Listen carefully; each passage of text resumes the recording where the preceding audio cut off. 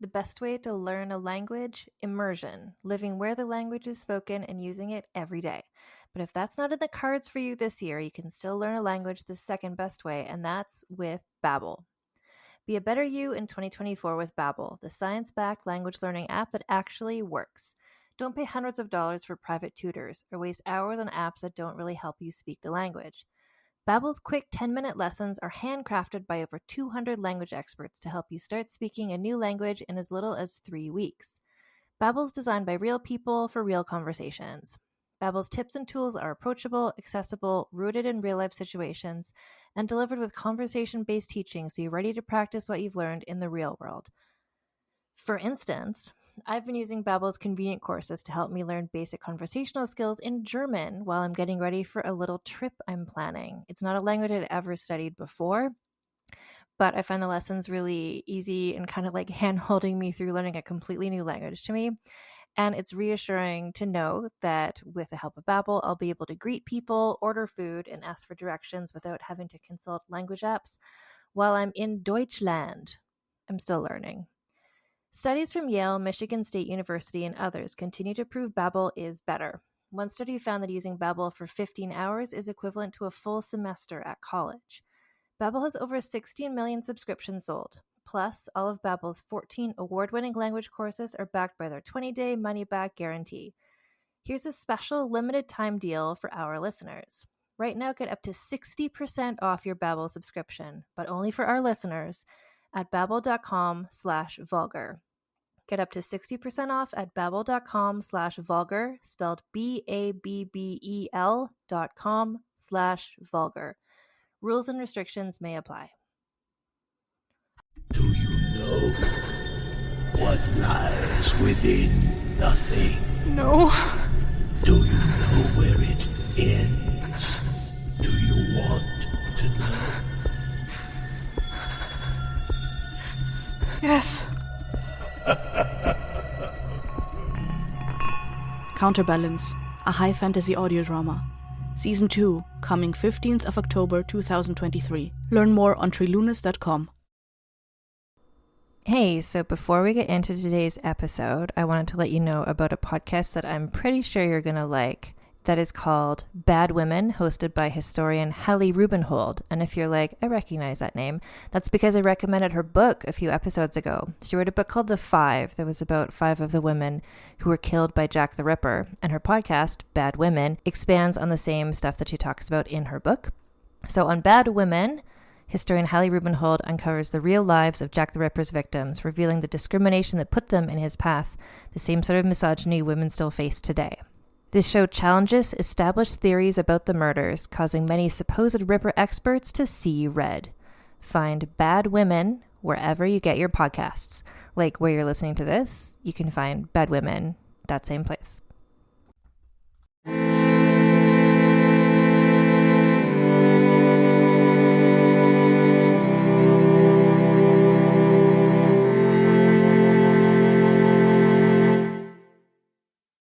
Hello, and welcome to Vulgar History, a feminist women's history comedy podcast. This is a Halloween super special, and I am Anne Foster. And when I was thinking of people to talk about for these Halloween episodes, again, you know, it's a shame I've already done Elizabeth Bathory, but I feel like that's a good one to re-listen to if you haven't in a while, because the whole Lady Dracula angle, I mean, spoiler, she wasn't actually that, but she has that reputation. Last week we looked at an alleged witch, Elizabeth Woodville, and this week we are looking at Mary Shelley, who wrote the famous genre-inventing horror/science fiction book Frankenstein. And if that wasn't enough reason to make this a Halloween special, the fact that she was literally like the original Goth Queen. She was hanging out in old graveyards, going on dates with her boyfriend, and we'll get into that, like at her mother's gravesite. She was Goth Queen. But as we are going to learn in this episode, she's also the mom friend of her group. She was surrounded by chaotic people, like the most chaotic people she could have been surrounded by growing up where she was at that time. Like that includes both her parents and her stepmother. And she was just sort of like, is the eye of the storm a pertinent metaphor? That's what I keep thinking of, where it's like everyone around her was the storm and she was in the middle of it, just being like making sure everybody, you know, had dinner and drank water and like got naps when they needed to. So she's the Goth Queen Mom Friend. And that's who we're looking at today. So my major source for this episode is a biography that came out in 2018 called In Search of Mary Shelley by Fiona Sampson. It's such an interesting and unusual biography because Fiona Sampson is a poet mostly, and she writes this biography, which is again called In Search of Mary Shelley. She's trying to find where Mary is in the existent records of her life because a lot of times the people around her would sort of subsume her. So anyway, it's a very interesting and unconventional biography. Super recommend. Link in the show notes. In Search of Mary Shelley by Fiona Sampson. I also looked at Wikipedia because Mary Shelley is famous enough to have some, like an actual entry there. Always a treat for me on this podcast. So, Mary Shelley was born Mary Wollstonecraft Godwin, was her name at birth, in Somerstown, London in 1797. Her father was a philosopher, novelist, and journalist named William Godwin, and her mother was Mary Wollstonecraft, which, here we go. I really can't talk about Mary Shelley without talking about Mary Wollstonecraft because this really helped shape a lot about what Mary Shelley got up to. So, Mary Wollstonecraft was an English writer, philosopher, and advocate of women's rights. She is regarded as one of the founding feminist philosophers. She wrote many sorts of things, but is best known for her 1792 work, A Vindication of the Rights of Women, in which she argues that women are not naturally inferior to men, but appear to be only because they lack education. A shocking thing to say in 1792. Tragically still shocking in 2021. Mary Wollstonecraft suggests that both men and women should be treated as rational beings and imagines a social order founded on reason. Maybe that will happen one day, who knows. Mary Wollstonecraft, not just a notable feminist writer, but also personal life scandaliciousness. She pursued a relationship with the married writer Henry Fuseli, and even suggested a co-living arrangement with him and his wife. His wife was like, no thanks, and he dumped her to escape the humiliation. She fled to France, where the French Revolution was underway, because she was a fan of revolution. And I just, as a choice, I mean, I have so much respect for the choice of like, she threw herself at this man. He was like, no thanks. And she's like, okay, I'm just going to go from England to France and the revolution, because that is how embarrassing what just happened was. Like, I can relate. So, and she was in France and it was cool being the revolution. She wrote stuff there. But then when the revolutionaries took over, all foreigners were suddenly forbidden to leave France. She tried to leave France because a lot of her friends she'd made there were being executed, but she was stuck there. But, you know, silver lining, she fell in love with an American named Henry Imlay, with whom she had a daughter named Fanny. Imlay left her because he didn't like how maternal and domestic she became when she had a child. Like, he thought she was going to be this, like, tits out, what she was, but he thought she was going to just be this sort of, like, unconventional, scandalicious person. But she had, and she probably thought she was going to be too, but she had a daughter and she's like, guess what I want? Domestic life. So he left her because he didn't want that. But Mary Wollstonecraft, just like, oh, she needs just like friends. She needs a little Sex in the City gang brunch to just be like, look at your choices. So she followed him back to London. I guess France let her leave. He rejected her again, and she attempted suicide in her depression. She did not complete suicide, kept writing, and became close to Henry Godwin, who she knew before and thought of sort of like a brother, but then I guess they fell for each other. She became pregnant, and then they got married so their child would be legitimate, because that would be good for the child's life in the society in which they lived. And that child was Mary Shelley, who is not Mary Shelley yet. She's Mary Wollstonecraft Godwin. So it's that thing where women in English history name their daughters after themselves, which, again, I've said this numerous times in this podcast. Bring that back. I love a mother naming her daughter the same thing as her. But, so tragically, Mary Wollstonecraft died shortly after Mary was born. She died of that sort of infection you get where the doctor didn't wash his hands before dealing with her after birth, etc. So tragically preventable had doctors at this point believed in hand washing, which they did not. A friend of mine who is a gynecologist told me they used to like go from dealing with like corpses to like shoving hands up in vaginal areas, delivering babies, and women died a lot of the time of infections, and they were like, can't be my fault. So it sucks because she was this amazing revolutionary person, this iconoclast, and then she died in this awful way. And we know a lot about her dying because her husband, William Godwin, wrote a whole sort of tribute to her explaining the minutiae of how she died in childbirth and all the scandalous details of her life. I'm just going to mention this. This is like on par with Mary Toft level distressing medical information. So, or what's it called? Trigger warning. This whole episode, trigger warning, suicide. Sorry, I already mentioned it once. And trigger warning, birth, awful things, and trigger warning, Lord Byron, and trigger warning, a lot of babies dying. So just know that. So a thing that happened that we know about because William Godwin wrote about it is that Mary was given to a wet nurse for breastfeeding. And Mary Wollstonecraft was just like slowly dying. And the doctor was like, let's just keep her constantly drunk. And I'm not sure. And the biography I read about her by Fiona Sampson is also not sure if that was just to sort of like make her not be suffering so much because she was drunk all the time, or if it was trying to be like maybe this will like clean her system somehow. So she was just drunk on wine all the time. She had just given birth, and so her breasts were full of breast milk, and so puppies came to suckle at her lactating breasts, which is just Mary Toft level nightmarish, this dying woman. So William Godwin saw all this happen to this woman who he loved and wrote about it. And then unfortunately he published it. Well, not unfortunately he published it, but unfortunately when he published it, this kind of wrecked Mary Wollstonecraft's reputation for a long time because he talked about how she had lovers and things. And so Mary's dad, not really great with predicting the consequences of his actions.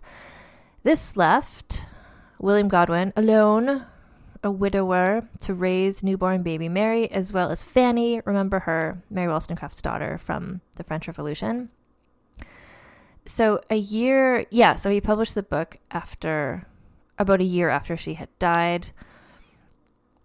Kind of wrecked Mary Wollstonecraft's reputation, but I'm just going to call her Mary Shelley. Like, she's Mary Godwin for now, but there's other people's name changes in this, and it'll get confusing. So Mary Shelley, the little baby who would become Mary Shelley, she would grow up reading these memoirs of her mother's death, and also all the books her mother wrote, which included a lot of travelogues and diaries and personal things.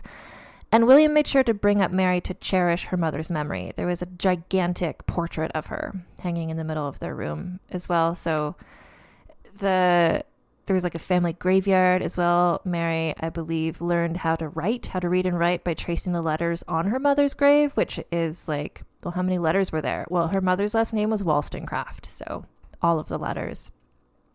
Mary's earliest years seem happy. Her father, you know what? And I respect this of him, William Godwin. He's just like, I can't do this by myself. So he turned to female family friends to help him out with what seemed to be an unusually hands-on parenting approach for this era. When Mary was 4, he got married to the girl next door, who was a single mother named Mary Jane Clairmont. Mary Jane Clairmont is an interesting person as well, which I need to stay on track, but just know that she is. There's a lot of people in this episode I'm going to want to talk about, but I'm going to try and stay focused on Mary Shelley. She is our Goth Queen Mom Friend heroine. But just know that her stepmother, Mary Jane Clairmont, was quite a character. Mary Jane Clairmont had a daughter named Jane, who was 8 months younger than Mary, and also a son, Charles, who was 5. Who were their fathers? Who knows? But she had these 2 children, and it seems like Mary Jane Clairmont just kind of like potentially moved into a house next door to William Godwin with the intent of marrying so that they could both help each other out and that she could sort of elevate herself in society. So they got married. Mary and Fanny got 2 new siblings. So now it's 3 girls and 1 boy. And eventually Mary Jane and William Godwin had a son who was named William also, just to keep everything confusing. So what's that? Jane, Mary, Fanny... Mary, Fanny, 3 girls, 2 boys is just a whole house full of people. This little Brady Bunch situation. So in descending order, the children in this blended family are Fanny, Mary, Jane, Charles, and then baby William. Seemingly, Mary Jane preferred her children to Mary Shelley and Fanny in a sort of Cinderella scenario where she was looking out for her children more than she was her stepdaughters. And perhaps this is part of why Mary Shelley chose to become bookish and precocious and clever, as people still do now and have for a long time, as a way to just deal with the constant chaos of their personal life and not knowing how else to have control over anything. So she became very precocious, very bookish, very clever. Her father would like bring her out at dinner parties of intellectuals and stuff. And he loved that about her. He loved that she was his clever girl. And so this was also her way to like get her father to love her. We're going to see this psychological issue throughout her life story. She received little formal education, like not school, but her father tutored her on a variety of subjects. He often took the children on educational outings, little field trips, and they had access to his library and to the many intellectuals who visited him, including the former Vice President of the United States, Aaron Burr, from Hamilton. Mary, although again she didn't go to school, she received an unusually advanced education for a girl of the time. She had a governess, a daily tutor, and read many of her father's children's books on Roman and Greek history. By the time she was 15, her father described her as singularly bold, somewhat imperious, and active of mind. Her desire of knowledge is great, and her perseverance in everything she undertakes almost invincible. And if you're wondering, but what does she look like? She had pale skin and light sort of red gold hair that as she got older turned more like brown.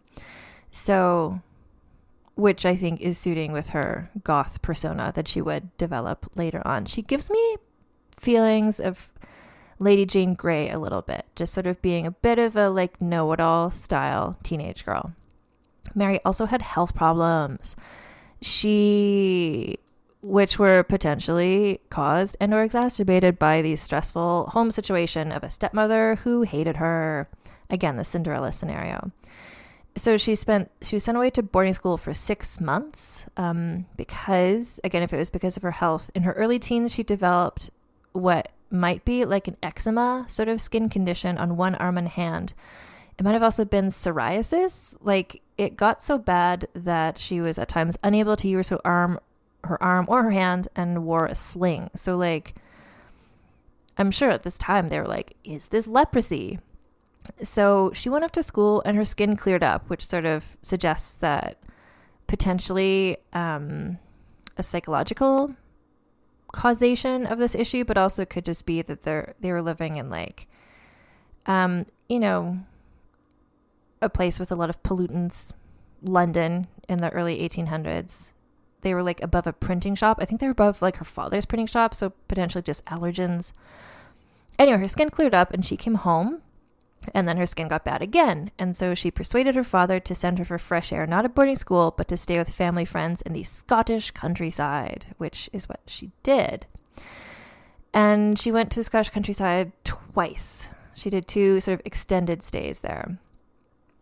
And in between those 2 extended stays, so by this time she's 16 years old, and in this era, she met the radical poet, philosopher / fuckboy Percy Bysshe Shelley.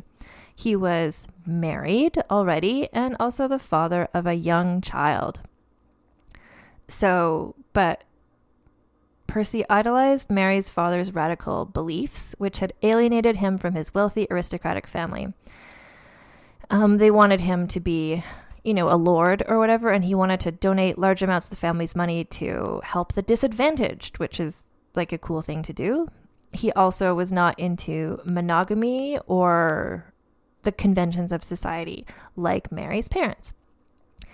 So, but because he had sort of alienated his rich family, he had difficulty gaining access to the money until he inherited his estate. Like his family wouldn't give him money until they died because they didn't want him to waste it on projects of, quote, political justice.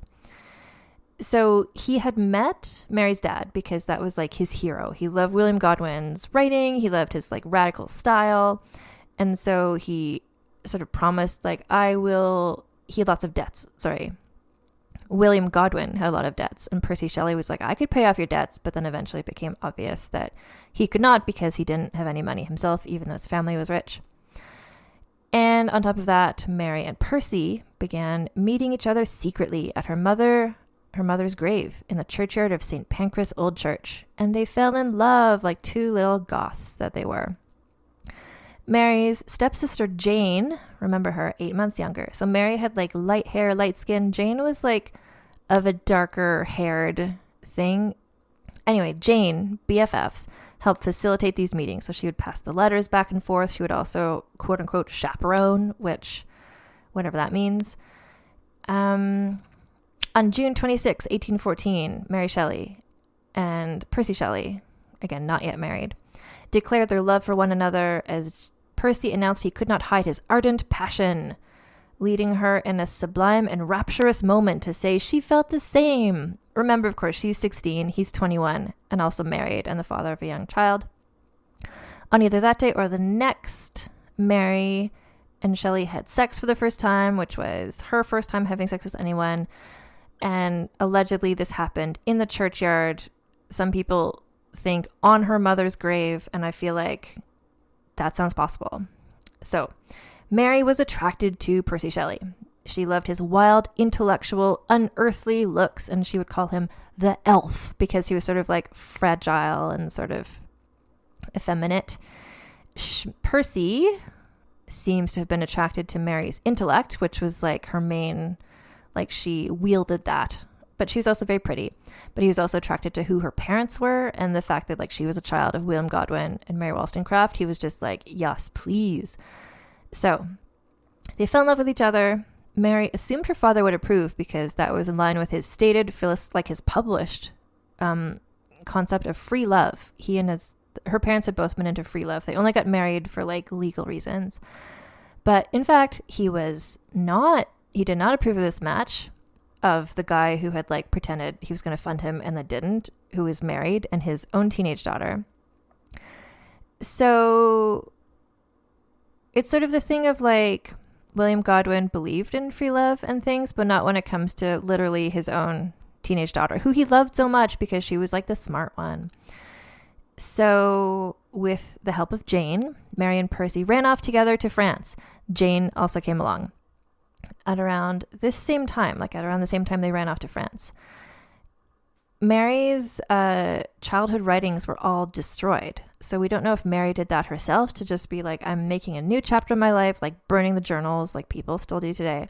Or if William did that because he was like mad at her. But that's why we have to sort of piece together what were her early years like, because all of her juvenilia is gone.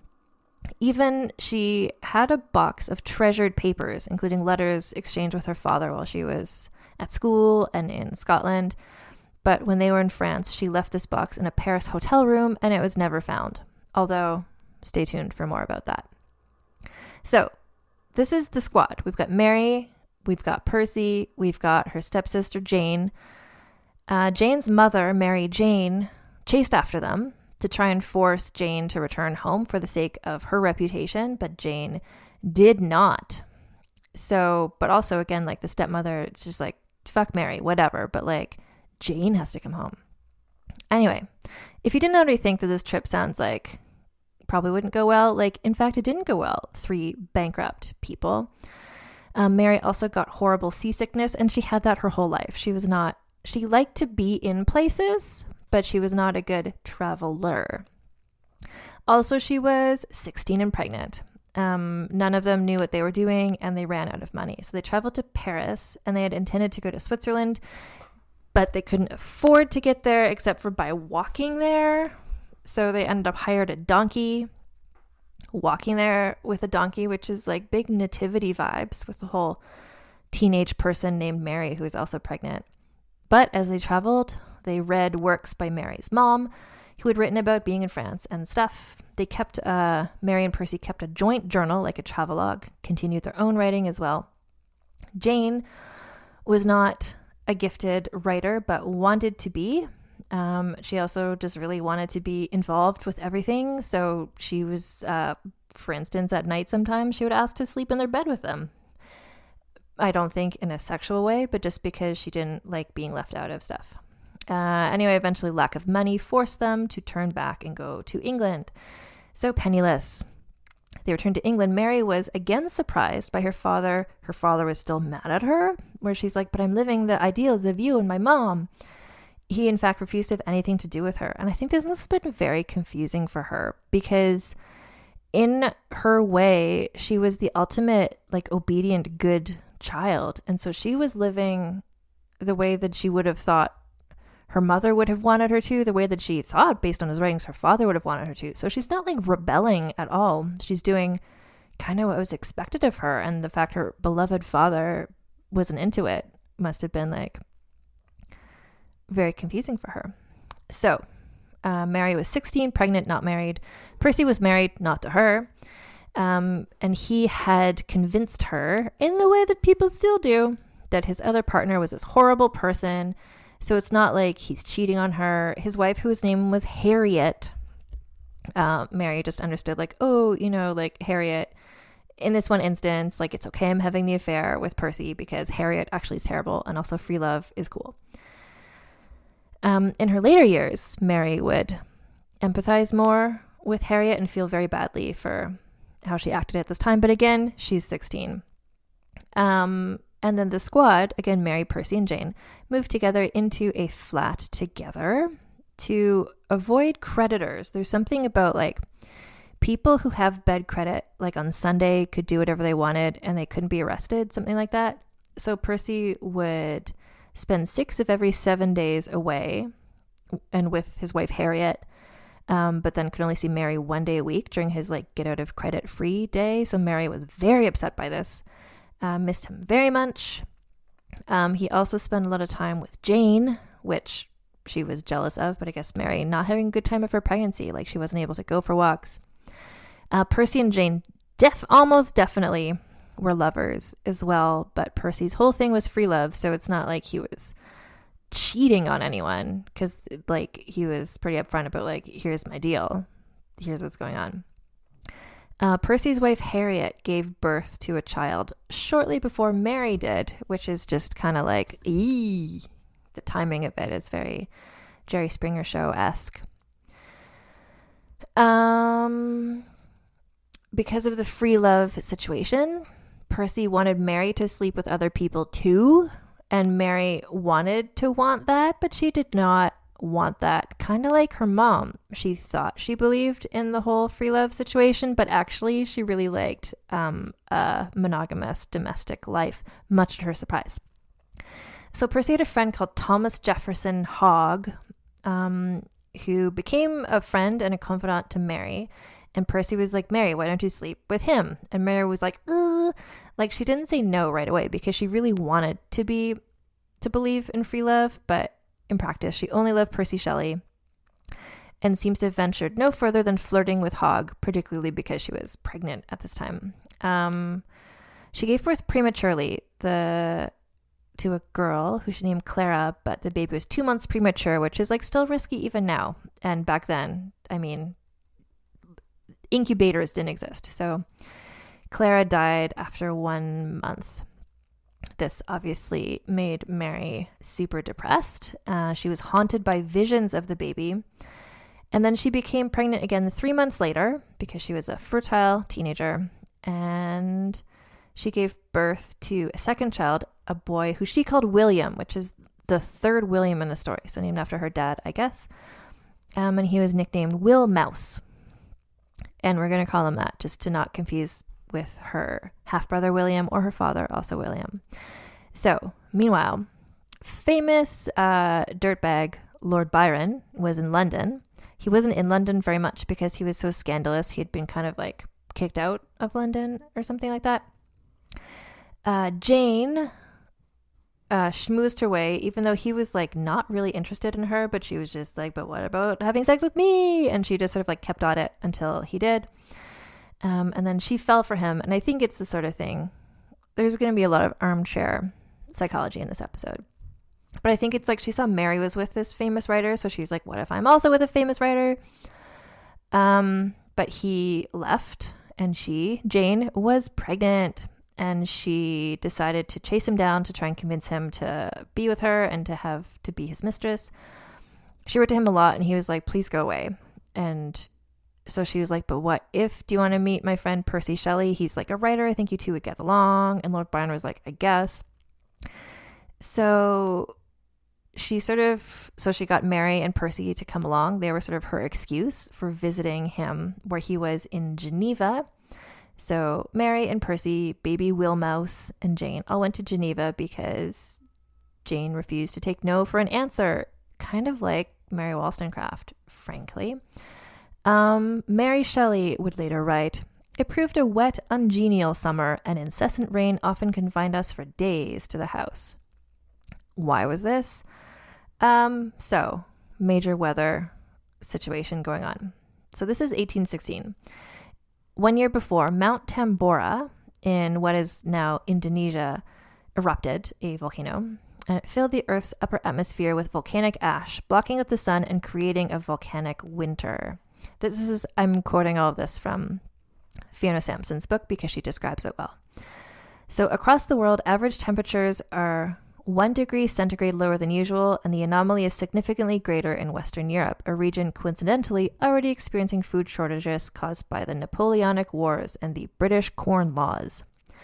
This volcanic eruption is a volcanic event on a scale unequaled since the Hatepe eruption in the year 180 and killed thousands in its own region, again in modern-day Indonesia.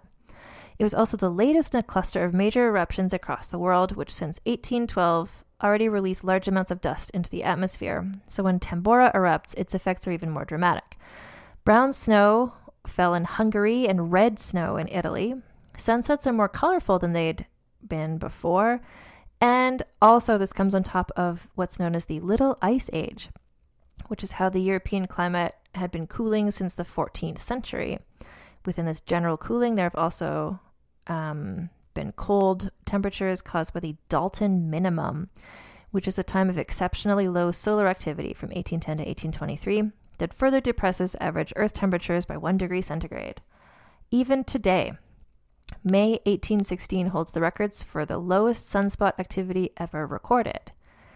So this means during the summer that the squad spent in Geneva, there are frosts in August, crops have failed, and there's ice in the Swiss lakes. Roughly 200,000 people will die across Europe alone from these conditions. Famine has caused rioting in Switzerland, where conditions are among the worst on the continent, and the government declared a national emergency. 130 days of rain between April and September caused Lake Geneva to flood the city. And into this, we have the world's unluckiest travelers just like chilling out for the summer. So, and this is, of course, where the famous thing happens, which is they're sitting inside because it's cold and rainy and volcanic ash outside, and just like the awkwardness of like Jane being there, wanting to get with Byron not wanting to be with her, but her being pregnant. Mary's got a baby, anyway, so they're all hanging out around the fire. They amuse themselves by sharing German ghost stories, like reading them out loud. And then Byron proposed that they each should write a ghost story. Mary couldn't think of one right off the top of her head because, like, postpartum, has a baby, lots going on. But during one evening in June, their philosophical discussions turned to the nature of the principle of life. Unable to sleep that night, she became possessed by her imagination as she beheld the grim terrors of her waking dream, her ghost story. So she started writing her entry in the ghost writing story contest, which she would expand into her first novel, Frankenstein, or The Modern Prometheus. She later described that summer in Switzerland as the moment when I first stepped out from childhood into life. Bear in mind, she was at this point 18 years old and the mother of a young infant. And she was just like, I'm just going to, like, casually, like, invent a genre of fiction and write one of the greatest novels of all time, like, while surrounded by her chaotic friends. And then the squad, minus Byron, because Byron is just like, bye. They returned to England and they went to Bath, mostly so that Jane could hide her out-of-wedlock pregnancy / baby. Bear in mind that Jane is also like 18, 19 years old as well. Mary and Percy still not married, and in fact, Percy is still married to Harriet. So they're just like two teenage sisters, and one of their married lover hiding out in Bath. So Mary is just like, again, you know, quickly realizing like Jane and Percy are not ones to be counted on. So she's the one who's kind of figuring, let's find an apartment to live in. Let's, like, how do we get groceries? Although Percy had enforced this sort of, I think it was happening by this point, this especially ill-conceived vegetarian diet on them. Like, he was like, we shouldn't eat meat, but they didn't eat like other protein substitutes. They just ate vegetables all the time. So, which would contribute to Mary's overall ill health, one would assume. Anyway, so while they were in Bath, Mary received alarming letters from Fanny, remember, her older sister, one of which seemed so serious that Percy rushed off to find her without success. And then on the morning of October 10th, this is all like Frankenstein. She started writing in June and now it's October. That same year, her sister Fanny was found dead in a room in an inn, along with a suicide note and a bottle of laudanum, which is, what is it? It's absinthe mixed with opium. No, what is it? Wait, an alcoholic solution containing morphine prepared from opium, used as a narcotic painkiller. Anyway, so she had died by suicide. Her sister Fanny, who, like, again, I gave the trigger warning, there's going to be a lot of death and a lot of suicide in this story. Because, so that was October 10th, Fanny was found dead. And then 2 months later, on December 10th, Percy Shelley's wife Harriet also died by suicide. She was discovered, she drowned herself in the Serpentine, a lake in Hyde Park in London. So that's a lot of things going on. Harriet's family. So Percy Shelley was trying to take advantage of, at this time, I believe English law was that the father would take custody of children in the instance of the mother's death. So Percy was like, well, I'm going to take, he had 2 children with Harriet, I think. Mary was like, yes, this is fine. I'm cool with a blended family. Let's do it. So Percy Shelley wanted to get them, but Harriet's family was like, that's not going to happen because you are clearly a useless person. Percy's lawyers advised him that if he, Percy, got married again, that would improve his case to get custody of the children. And so he and Mary, who is pregnant again, she is effectively constantly pregnant and or grieving for like the next 10 years of her life. She's pregnant again. They got married to help him try and get custody of his other kids. And then 1 month later, Jane gave birth to a daughter she named Alba, which is, so Alba is similar to what the squad had called Lord Byron, who's, if the first letters of Lord and Byron are LB, so they called him LB. And so she called his daughter Alba, which I guess was like, look, I named the daughter after our inside joke. Please let me be your mistress or whatever. Not going to work. And then Percy Shelley was found morally unfit to assume custody of his children. And so they were placed with a family of a clergyman. And then Mary Shelley gave birth to her third child, a daughter she named also Clara, which was the name of her first daughter who died after a month. So just like children being born, people dying, drama happening. In the midst of this, Mary Shelley, aged now, 19, is like writing Frankenstein, one of the greatest novels of all time. Let's see. So she finished Frankenstein, which was published anonymously. Reviewers and readers assumed that Percy Shelley was the author because the book was published. He wrote a preface to it. And the book was dedicated to William Godwin, who was Mary's dad, but also Percy's hero. Let's see. And then, but he was still, Percy, still in debt because his family wouldn't give him money and he was useless with money. They had ill health, again, I think, based on the vegetables only diet. And they were also worried that they would lose custody of their children too, not just like William and Clara. So basically they're like, let's go to Italy. And Jane was like, and me too. And at this point, if you're like, why? Because you've probably heard of Jane changed her name from Jane Claremont to Claire Claremont, which frankly was who she was meant to be. If you had the option to be Claire Claremont, who wouldn't take that option? So Jane changed her name first to Clara, which is weird because that was the name of Mary's first dead daughter and also second daughter. But then she changed it to Claire and everyone's like, okay. Jane Claire just really wanted to be the main character in the story, and she very actively was not. But did she become the main character of my heart as I was researching this? Yes, she did. Like, Claire Claremont is a heroine to me now. Anyway, she's changed her name. Now she's Claire. Used to be Jane, now she's Claire. She has her daughter Alba. And then she's like, hey, you guys are going to Italy. Can I come along so I can like give my daughter Alba to Lord Byron because he is rich and I want him to raise her instead of me, a 19-year-old. So they left cloudy, polluted England to go to the warmer climates of Southern Europe. But unfortunately, at this time, the warm climates of Southern Europe were the breeding grounds for diseases like typhoid and dysentery, as well as cholera. And again, these three people have bad luck in traveling, but also just like don't plan ahead very well. But also, how much planning could you do? There's not photos, guides. So they headed south on like continental Europe during the first cholera pandemic, like of all time. I don't know. I just wrote the first cholera pandemic. Typhoid, dysentery, cholera, all particularly dangerous for foreign-born children like Wilmouse and baby Clara and Alba, who lacked immunity to local infections and have not acquired useful antibodies from their mothers. I think we all know about this by now. So these were all novel diseases to these poor little children. But they're off to Italy. So one of their first tasks was handing baby Alba over to Lord Byron, where Claire, I'm sure, tried to be like, but I could be your mistress now. And he's like, never talk to me again. He agreed to raise Alba as long as Claire had nothing more to do with her or him. And he also insisted on changing Alba's name to Allegra.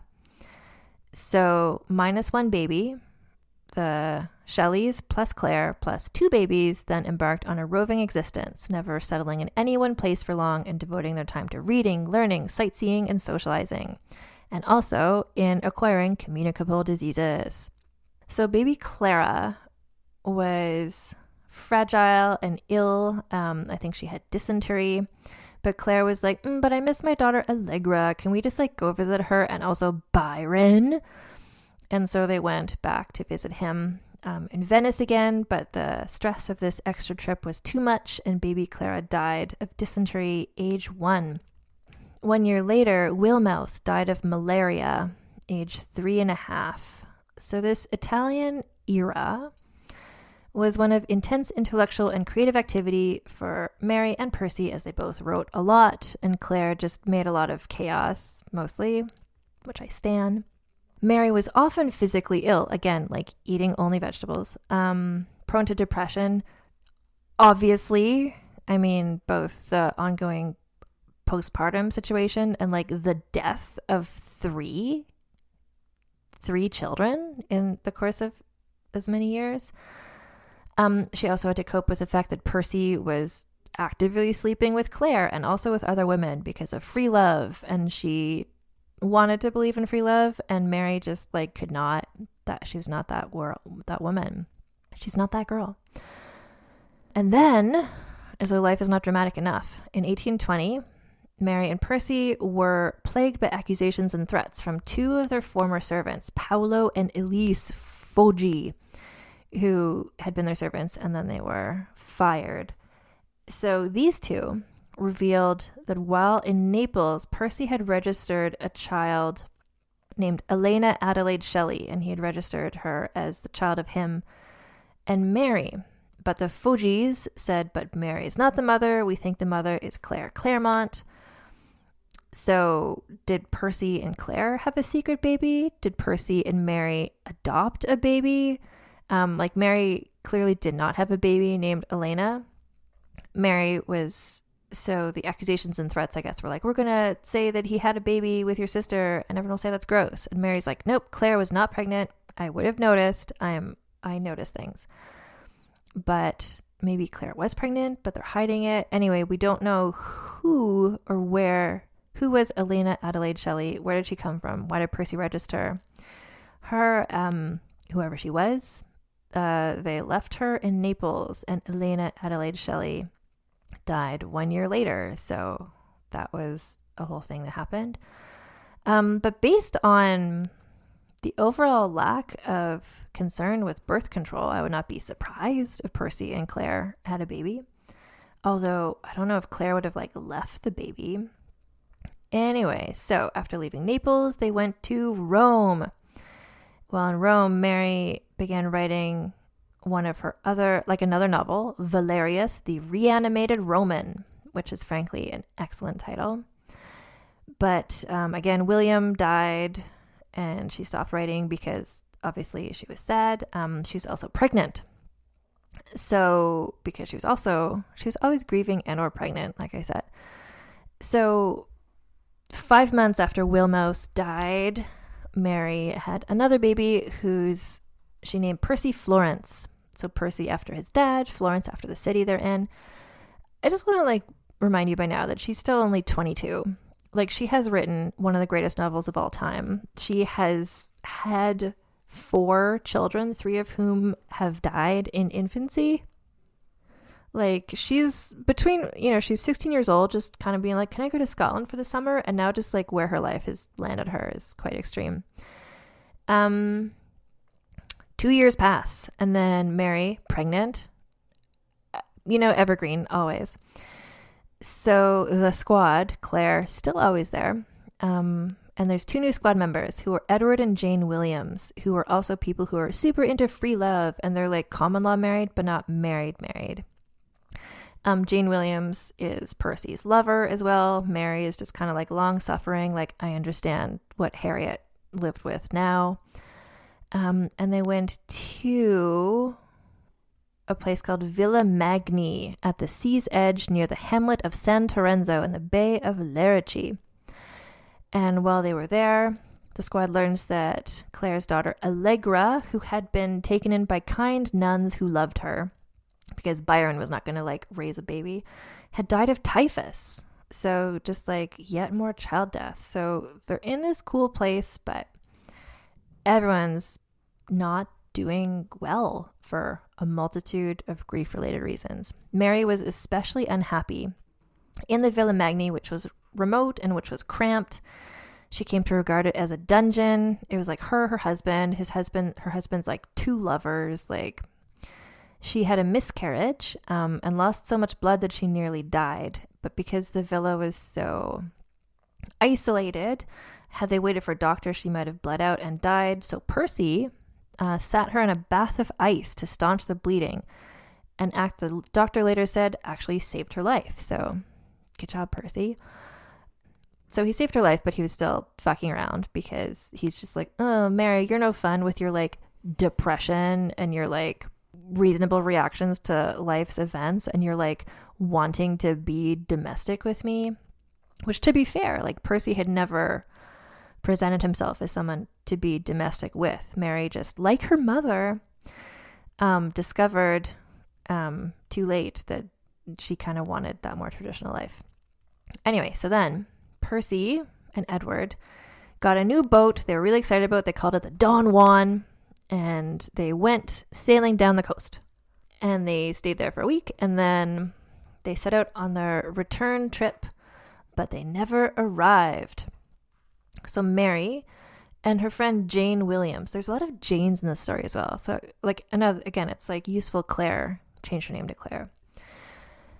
So Mary and Jane rushed desperately in the fading hope that their husbands were still alive to see if they had just like washed up somewhere or whatever. But 10 days after the storm, 3 bodies washed up on the coast. Oh, the third body was their boat boy, Charles Vivian. Anyway, the 3 bodies washed up. It was Percy. It was Edward. It was Charles Vivian. Percy Shelley was cremated, but for some goth reason, his heart refused to burn. Doctors these days theorize perhaps that his heart might have calcified due to an earlier bout with tuberculosis. I think it's just goth as fuck. So Percy's friend Lee Hunt originally claimed the heart because he was there for the funeral cremation and felt he had a right to keep it. Who are you, Lee Hunt? Like, eventually Mary got the heart and she kept it in her drawer because she is our Goth Queen Mom Friend. So, here's who Lee Hunt is. So after Percy died, Mary stayed living with Lee Hunt and his family in Genoa. She visited with Byron because she got along with Byron. Claire was not around, presumably. She transcribed Byron's poems. She resolved that now that she was a single mom, she was going to make a job of being a writer, but her financial situation was precarious. You know, it is still now for writers, but then for writers, and because, you know, printing press still newish invention, her being a woman, people not being cool with a woman writer, the fact that she's like, I'm just gonna like be a writer, that'll be my career, again, probably inspired by her mom and dad. So, but meanwhile, so Jane Edmonds, whose husband Edward had also died in the shipwreck, who had been sleeping with Percy. Meanwhile, her co-widow Jane, the widow of Edward, who also died in the shipwreck and who had been sleeping with Percy, she went back to England and she kind of like danced all around just being like, hi, it's me, Jane, and I am the true love of Percy Shelley's life. Mary is his just like cold, distant widow, but like she's not even sad really. And that's because Mary was, at this point, she dealt with so much death and just like awfulness in her life. Like she was stoic in the face of tragedy. But Jane was like, that's because Mary never loved him. Only I loved him. And it was really a lot like how Mary had been against Harriet in the first place. So, but Jane still pretended to be friends with Mary, wrote her letters being like, could you stay in Italy? I think it's good for you if you stay in Italy. So that Jane could like continue to slander her all over London. And then Jane won the heart of Thomas Jefferson Hogg. Do you remember him? He was the guy who Percy wanted Mary to sleep with before, and he was like Mary's good friend. So anyway, they eventually got married. So it's kind of seems like Thomas Jefferson Hogg just kind of liked to be in love with whoever Percy was in love with and not really the person at all. So just like, fuck that guy. Mary eventually returned to England in 1823. And so Percy's dad, Sir Timothy Shelley, she was kind of hoping, hey, you're rich and things. Can you like support me and your grandson, Percy Florence? But Sir Timothy was like, only if Percy Florence is handed over to an appointed guardian. Mary's like, no, I'm staying with my son. Like, I love him so much. And so she managed to convince Sir Timothy to give her a limited annual allowance. But he refused to meet her in person ever. And dealt with her only through lawyers because he sucked. And I guess because the whole like scandal of it all or whatever, Mary Shelley was like, fine, I got the money. I don't need to like have face-to-face time. She edited Percy's poems and other literary endeavors because she loved Percy and she wanted people to see his work and for him to be a famous poet. And she actually is very successful with that, with her collections of his poems. Sir Timothy was like, okay, but if you write any sort of biography of him, I will cut off your allowance.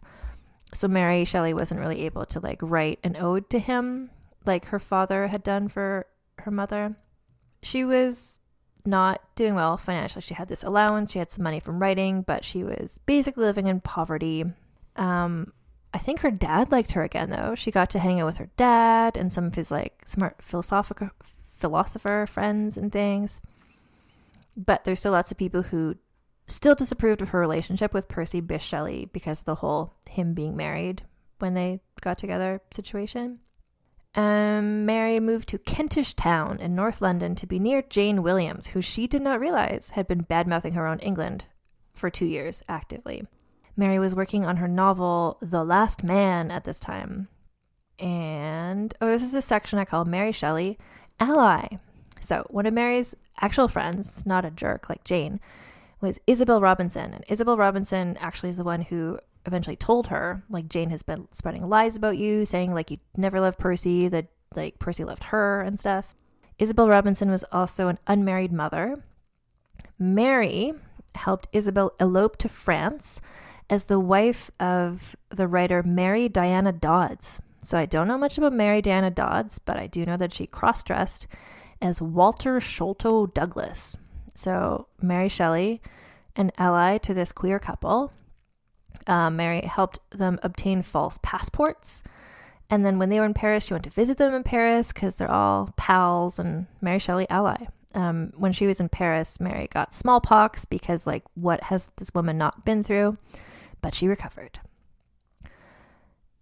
During the period 1827 to 1840, Mary Shelley stayed busy as an editor and a writer.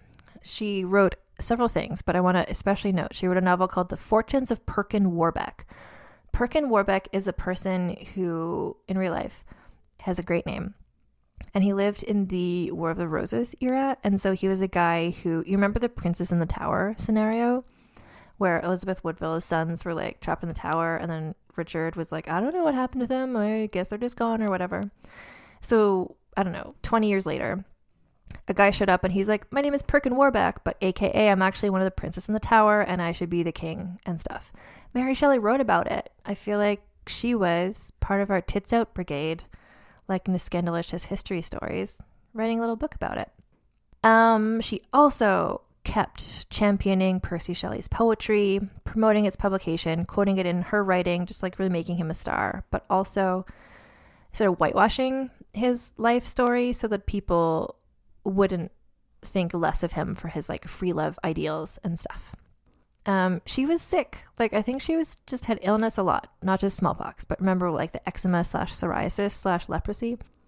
Starting in 1839, she suffered from horrible headaches and bouts of paralysis, which sometimes prevented her from reading and writing. But her main thing she worried about was the welfare of her son, Percy Florence, who, guess what, survived into adulthood, thank God.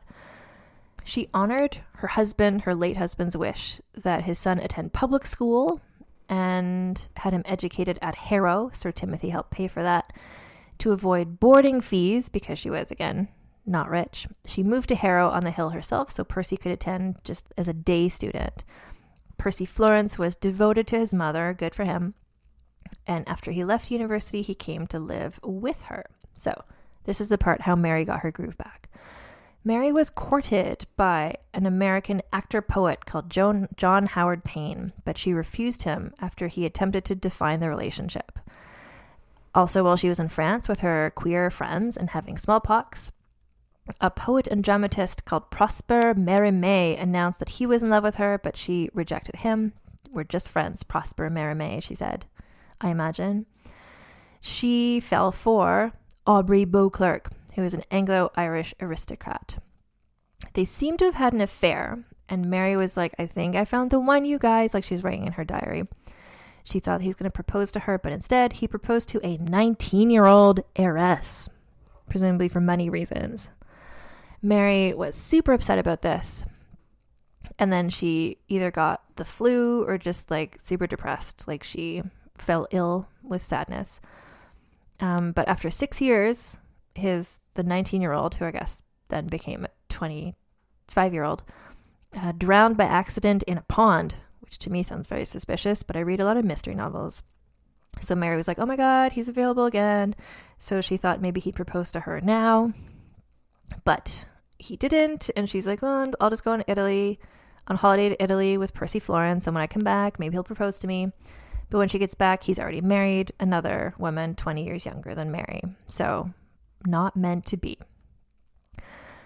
Mary recorded her trips with Percy Florence in more travel memoirs. She was just like people today. She's just like the hustle economy. Like everything she did, she turned into a memoir so she could always have more books. She's like writing novels.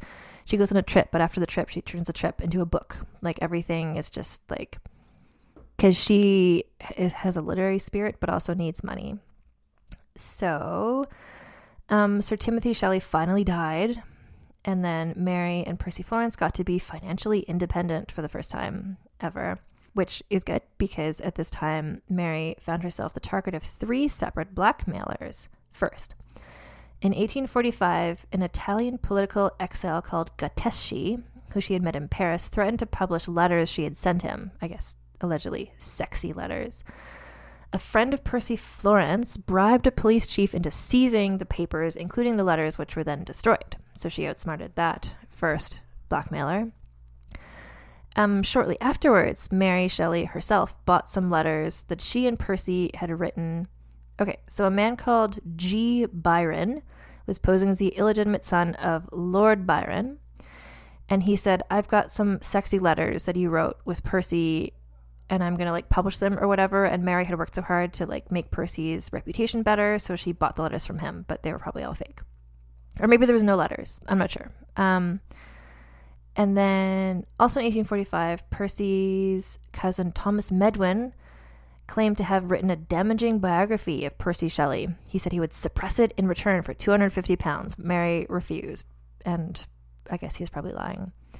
The thing about the person who had the letters, though, that could have been, remember way back, she lost the box of letters in the hotel in Paris. Like, she wasn't famous then, but if someone found it. So I think she knew, like, it could have been letters.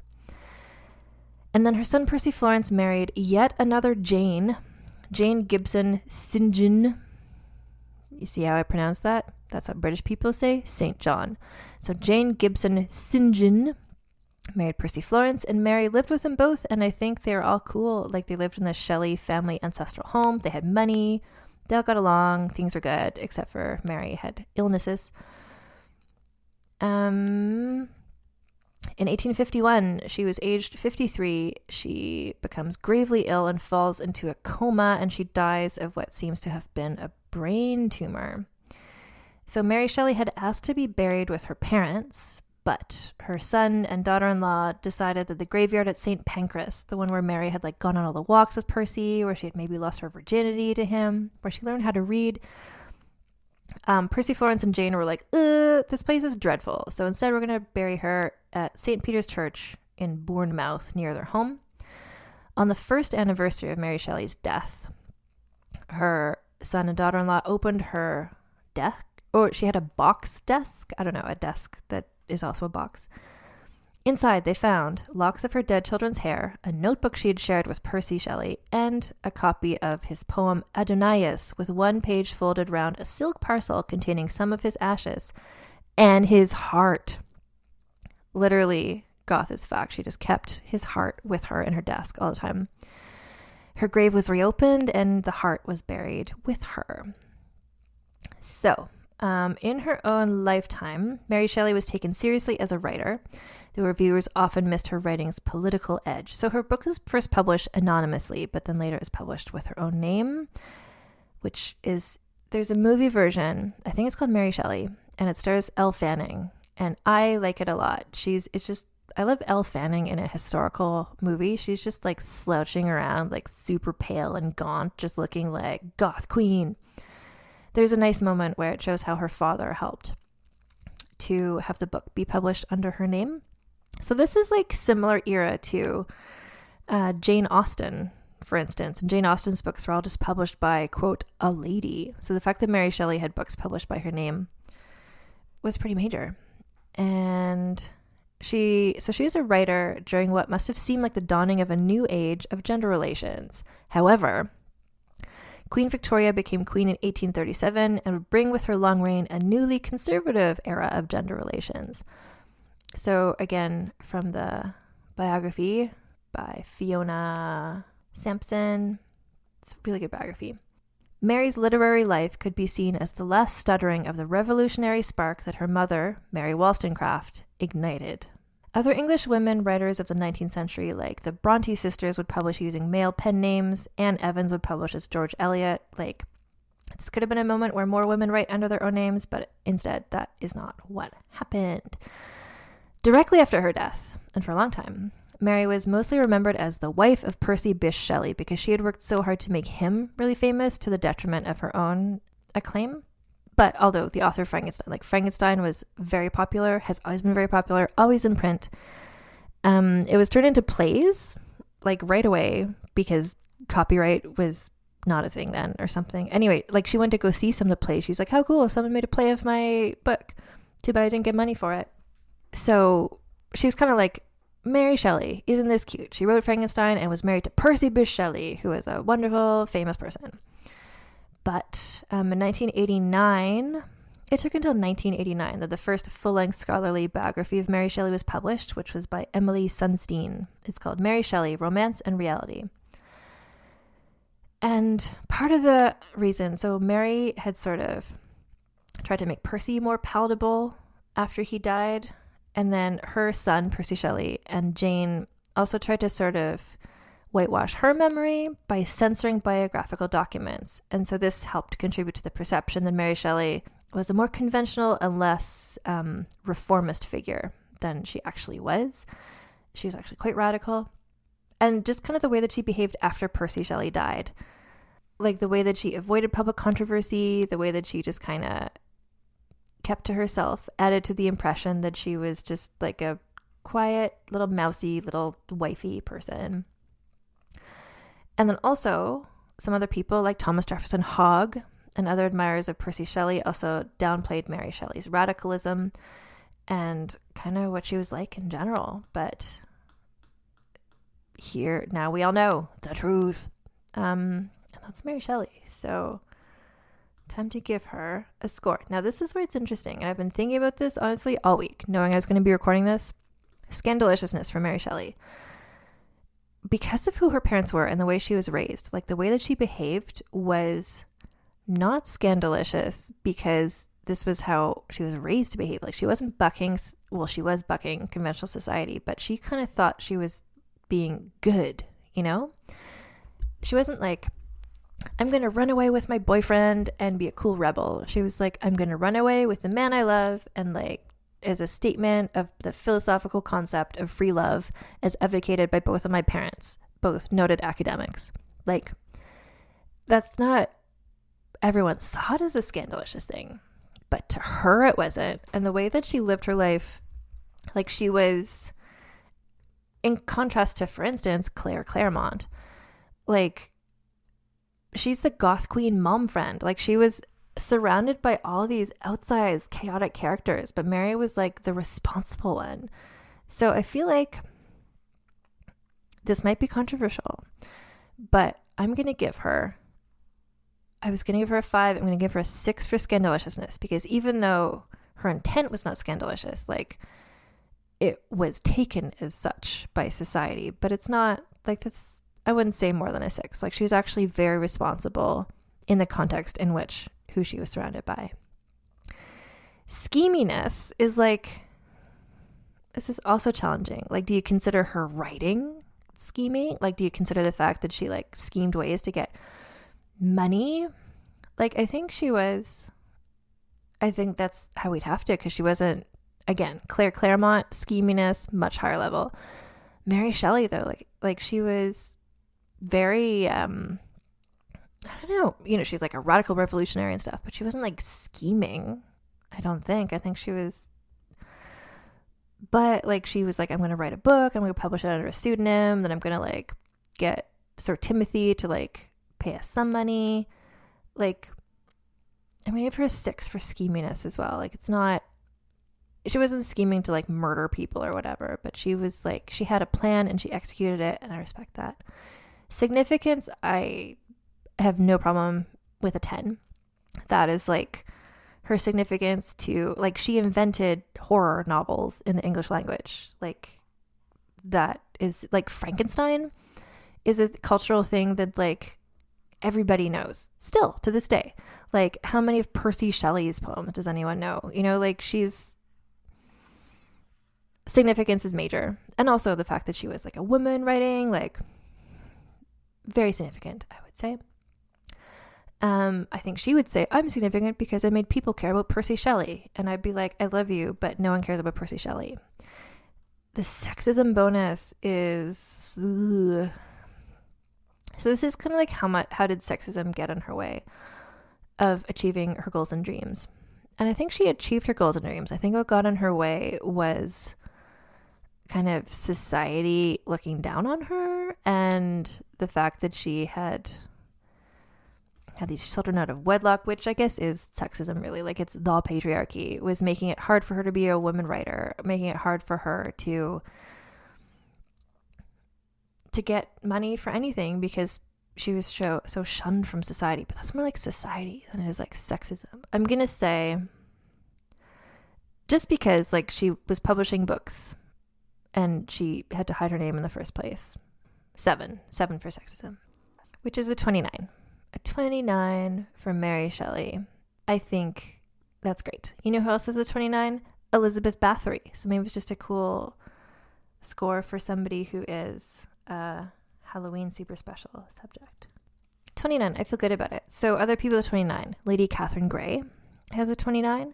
Elizabeth Bathory has a 29. Lady Jane Grey, 29.5. And didn't I say that Mary Shelley kind of reminded me of Lady Jane Grey a little bit? So that's Mary Shelley. It's a journey. I came out of, like, I'd read about her before, but I like really dug into it this time. And I came out of this like really super respecting her, but also just being like really interested in Claire Clairmont, to the point that I feel like I'm going to do a Claire Clairmont full episode, because she's just like chaos incarnate. And I love the fact that she's just like fucking up everybody's lives constantly. And she lived the longest out of anyone from the squad, Claire Clairmont. So this is Vulgar History. My name is Anne Foster. Here's some little reminders. So, especially because I was talking so much about the biography In Search of Mary Shelley, I'll have a link to that in the show notes, but I super recommend it. It's a great book, and you can find that and other books that I recommend, that I have recommended on this podcast, at my little bookshop page, which is bookshop.org/shop/vulgarhistory. I've also got, inspired by Mary Shelley, some new merch in the merch store. I've got t-shirts and a fanny pack that say Goth Queen Mom Friend, because I feel like what's more mom friend than having a fanny pack? You know, you keep all your stuff in there just to keep your friends, Claire Clairmont, Percy, Lord Byron. You're just like, ooh, do you need some Advil? Ooh, do you need a tampon? Like, anyway, Goth Queen Mom Friend is there. There's also one is just called Witch Out, which is like tits out, but it's witch out. I don't know. I thought it was cute. Anyway, so the store is at vulgarhistory.store, vulgarhistory.store. Remember, you can use code TITSOUT for free US shipping, or TITSOUT10 for 10% off your order. If you want to support this podcast, you can do so, or /me. I have a Patreon page, which is patreon.com/AnneFosterWriter, and that's where you get early access to episodes of Vulgar History, and then you also get to vote in polls to help me decide who to talk about. Like, next week's subject is going to be someone who the Patreons chose for me. And then also in the Patreon, I do monthly mini episodes called So This Asshole, where I talk about gross men from history, which also the Patreons help me often choose who to talk about. And after all of this, I feel like Lord Byron and or Percy Shelley could get a cute little episode there. Anyway, patreon.com/AnneFosterWriter. I super appreciate everyone who supports me there. And if you want to support me without spending money, you can go onto Apple Podcasts or wherever you are, except for Spotify, because you can't leave reviews on Spotify. But if you are on Spotify, you could just like open a different podcast app and leave a little review for me, or rating the 5 stars. You know, that whole thing. I appreciate it, but also it helps us with like the algorithms and whatever. You can follow me and the podcast on Instagram at Vulgar History Pod, on Twitter at Vulgar History, and talk to you next week. Keep your mask on and your tits out.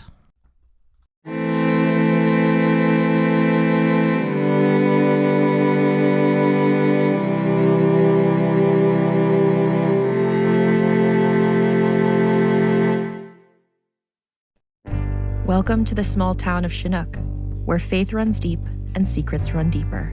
In this new thriller, religion and crime collide when a gruesome murder rocks the isolated Montana community.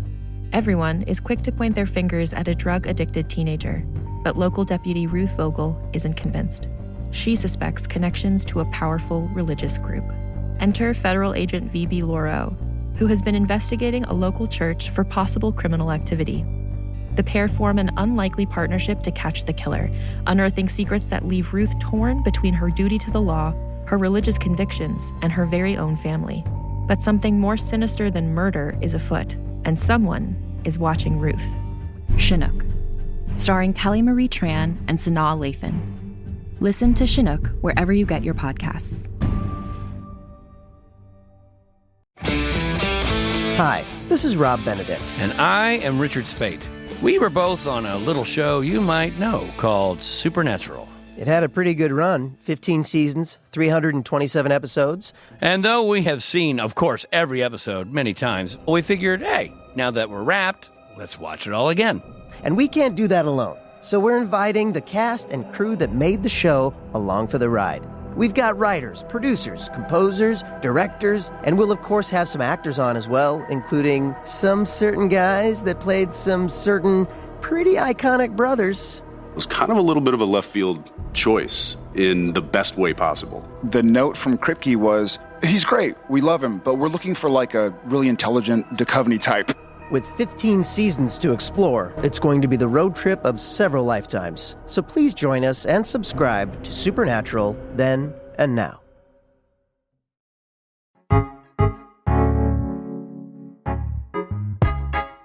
I'm Laura Cathcart-Robbins, and I'm the host and creator of Only One in the Room podcast. Every week, my co-host Scott Slaughter and I invite you to join us for an hour and lose yourself in someone's incredible Only One story.